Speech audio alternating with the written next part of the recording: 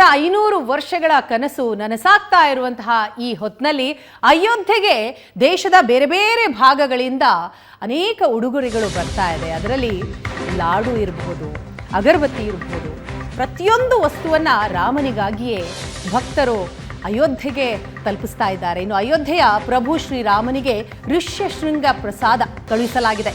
ಕಿಗ್ಗ ಋಷ್ಯಶೃಂಗ ಕ್ಷೇತ್ರದಿಂದ ಅಯೋಧ್ಯೆಗೆ ಪ್ರಸಾದ ತಲುಪಿದೆ. ಪ್ರಸಾದ ತಲುಪಿಸಿದ ಶೃಂಗೇರಿ ಆಸ್ಥಾನದ ವಿದ್ವಾಂಸರು. ಅಯೋಧ್ಯೆಗೆ ಪ್ರಸಾದವನ್ನ ತಲುಪಿಸಿದ ಶಿವಕುಮಾರ ಶರ್ಮಾ. ಅಯೋಧ್ಯೆಯ ಪ್ರಭು ಶ್ರೀರಾಮನಿಗೆ ಋಷ್ಯಶೃಂಗ ಪ್ರಸಾದ.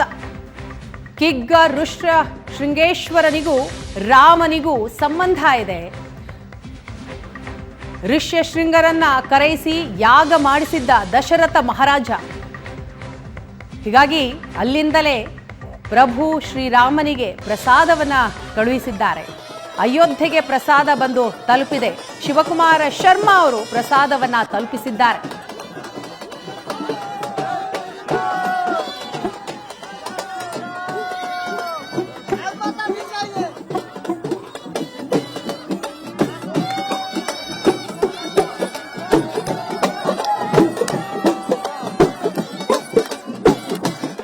ಅಯೋಧ್ಯೆಗೂ ನಮ್ಮ ಕರ್ನಾಟಕಕ್ಕೂ ಅವಿನಾಭಾವ ನಂಟಿದೆ.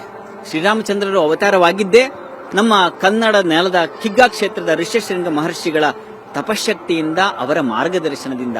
ಆ ವಿಚಾರವನ್ನು ನಾನು ತಮ್ಮ ಬಳಿ ಹಂಚಿಕೊಂಡಿದ್ದೆ.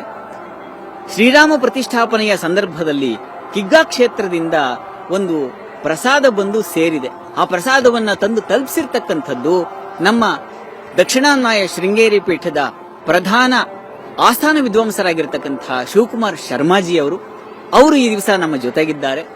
ಈ ರಾಮ ಪ್ರತಿಷ್ಠಾಪನೆಯ ಸಂದರ್ಭದಲ್ಲಿ ಅವರನ್ನ ಮಾತಾಡಿಸೋಣ. ಶರ್ಮಾಜಿ ಅವರೇ ನಮಸ್ಕಾರ. ಪ್ರಸಾದವನ್ನ ಬಂದು ತಲುಪಿಸಿದ್ದೀರಿ ಈ ದಿವಸ. ಈ ಸಂದರ್ಭದಲ್ಲಿ ಏನ್ ಅನ್ನಿಸ್ತಾ ಇದೆ? ಶ್ರೀರಾಮಚಂದ್ರನ ಪ್ರತಿಷ್ಠಾಪನೆ ಆಗ್ತಾ ಇದೆಯಲ್ಲ, ಈ ಒಂದು ಭವ್ಯತೆ, ದಿವ್ಯತೆ ಯಾವ ರೀತಿಯಲ್ಲಿ? ಇದು ನಮ್ಮೆಲ್ಲರಿಗೂ ಬಹಳ ಸಂತೋಷವನ್ನು ನೀಡ್ತಾ ಇದೆ. ಮೊದಲನೇದಾಗಿ ಶ್ರೀರಾಮಚಂದ್ರನ ಅವತಾರಕ್ಕೆ ಕಾರಣೀಭೂತರಾದಂತಹವರು ಋಷ್ಯಶೃಂಗ ಮಹರ್ಷಿಗಳು.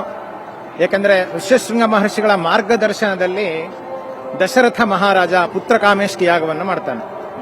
ಆ ಪುತ್ರಕಾಮೇಷ್ಟಿ ಯಾಗದ ಫಲವಾಗಿ ಶ್ರೀರಾಮನ ಅವತಾರವಾಗುತ್ತೆ.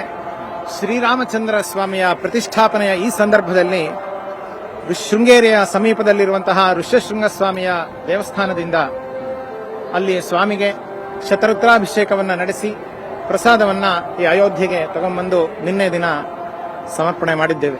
ಇದು ಇಂತಹ ಒಂದು ಸೌಭಾಗ್ಯ ನನಗೆ ಸಿಕ್ಕಿರೋದು ನನಗೆ ಬಹಳ ಸಂತೋಷವನ್ನು ತರ್ತಾ ಇದೆ.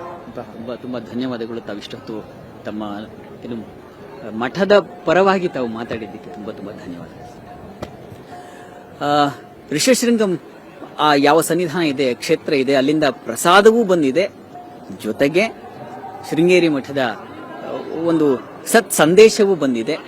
ಈ ಮೂಲಕ ಶಿವಕೇಶ್ವರಲ್ಲಿ ಭೇದವಿಲ್ಲ ಅಂತಕ್ಕಂತಹ ಸಂದೇಶ ಜನರಲ್ಲಿ, ಜನರ ಹೃದಯಕ್ಕೆ ತಲುಪಲಿ ಅಂತಕ್ಕಂಥದ್ದು ಮಠದ ಒಂದು ಸಂದೇಶವಾಗಿತ್ತು.